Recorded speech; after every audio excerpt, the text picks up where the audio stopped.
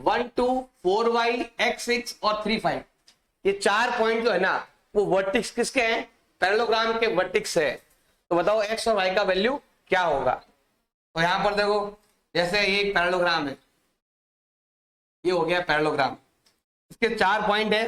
पहला पॉइंट है हमारा ए पॉइंट, बताओ क्या दिया हुआ है 1 एंड 2। और बताओ बी पॉइंट कितना दिया हुआ है हमारे पास 4 एंड वाई, लगातार लिखने हैं आप।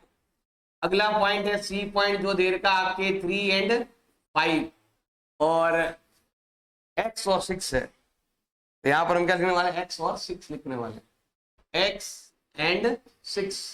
और लास्ट पॉइंट है हमारे पास 3 एंड 5 और ये है हमारा डी पॉइंट। अगर हमें बिना सॉल्व के फटाफट आंसर निकालना है एक्स का वैल्यू, ध्यान दो, अगर इनके आगे की टोटल, पीछे की टोटल देखो, इनके पीछे टोटल कितनी हो रही है 8, अगर इनके पीछे 8 टोटल हो रही है, इनके पीछे भी कितना होना चाहिए 8 होना चाहिए, लेकिन यहाँ कितना देर का, बाकी कितना बच गया, तो वाई का वैल्यू कितना आएगा एक्स। देखो इनके आगे की टोटल कितनी हो रही है 7, अगर ये दोनों मिलकर 7 हो रहे हैं आगे वाले, तो ये दोनों भी 7 होंगे। 7 में से ये 1 यहाँ आ गया, तो बाकी कितना बच गया। ऐसे तो हमें उत्तर लेना है नहीं, हम क्या करने वाले हैं यहाँ पर लिखने वाले, क्या लिखोगे, क्या लिखना है, diagonal bisect each other, diagonal bisect each other at E point. दोनों डायगोनल जो है ना आपस में क्या हो रहे हैं, एक दूसरे को, देखो ध्यान देना भाई, डायगोनल जो है एक दूसरे को ई पॉइंट पर बाइसेक्ट कर रहे हैं। तो यहां पर कौन सा पॉइंट है ई पॉइंट, ई पॉइंट पर क्या कर रहे हैं बाइसेक्ट कर रहे हैं। और ध्यान रखना ई जो है ना इसका भी मिड पॉइंट है, और ई पॉइंट जो है इस लाइन का भी क्या है ये मिड पॉइंट है। तो हमें यहां पर लगाना है मिड पॉइंट कोऑर्डिनेट, हमें यहां पर फाइंड करना है मिड पॉइंट कोऑर्डिनेट फाइंड करना है। अब मिड पॉइंट कोऑर्डिनेट का फॉर्मूला भी मैंने बताया था आपको, सेम यहां पर किया था वैसे ही करना आप। यहां पर मैंने केवल एक्स के लिए किया था, वहां पर वाई भी है, तो ये चीज आपको दो बार करनी पड़ेगी। तो देखो क्या फॉर्मूला है, अगर आपको एक्स फाइंड करना है तो फॉर्मूला हो जाएगा x2 प्लस x1 अपॉन 2। वही अगर आपको y के लिए करना है, ये अपॉन में 2, तो वही अगर आपको y के लिए करना है तो क्या लिखोगे y2 प्लस y1 अपॉन 2।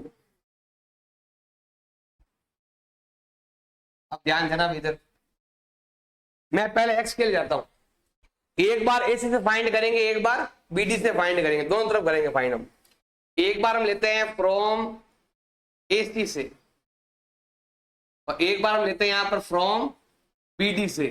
मुझे केवल x फाइंड करना है, मतलब ये वाला x फाइंड करना है, ये वाला x फाइंड करना है। तो इन दोनों को ऐड करके हाफ करेंगे और इन दोनों को भी ऐड करके हाफ करेंगे, तो क्या हो जाएगा x प्लस 1/2 एंड उधर क्या है 3 और 4, आगे आगे वाले 3 प्लस 4/2, जो कटता है वो काट दो, 2 से 2 कैंसिल, इधर क्या आएगा x प्लस 1, इधर क्या होगा 7, उधर भेज दो, x का वैल्यू आएगा 7 माइनस 1 इज इक्वल टू 6 आ गया, वो रहा 6। अब हमें y फाइंड करना, देखो y फाइंड करना है ना, तो पहले हम इन दोनों से फाइंड करेंगे तो भी y आएगा, और इन दोनों से फाइंड करेंगे तो भी y ही आएगा। तो हम यहां पर देखो y फाइंड करते हैं, एक बार तो फाइंड करते हैं हम AC से, और एक बार हम फाइंड करते हैं BD से। इधर से भी फाइंड करो, आंसर तो आपके सेम ही आने वाला है।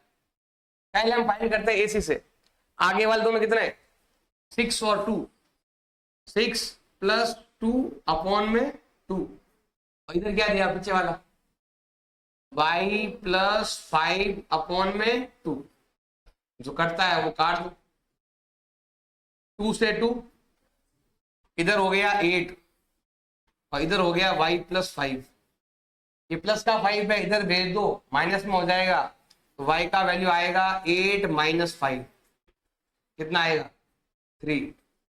तो ये x का वैल्यू 6 और y का वैल्यू 3। ऐसे ही सेम वो तरीका, सेम ये क्वेश्चन दोनों एक जैसे।